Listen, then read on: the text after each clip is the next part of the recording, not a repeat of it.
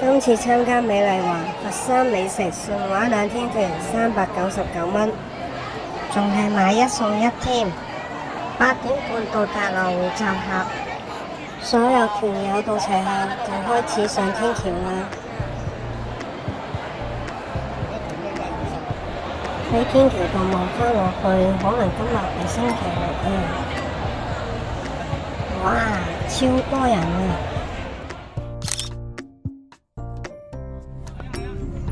又要排隊上車啊！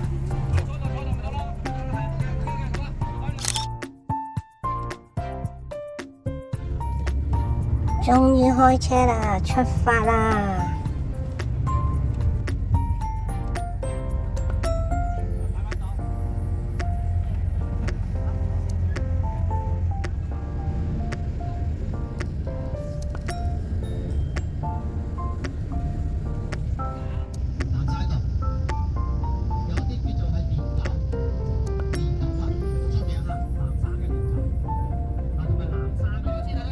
到達深圳灣啦，另外仲有4位團友會上車嘅。11點20分喺中途站休息去廁所，順便睇下有咩嘢飲嘢食賣。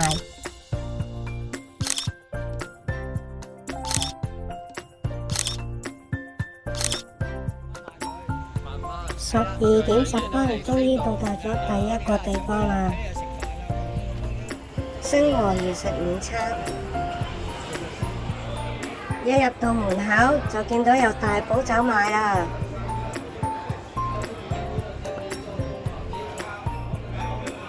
間飯店都算大嘅，座位都好寬敞。啱啱坐低都唔夠15分鐘，話咁快8餸1湯就送到嚟啦。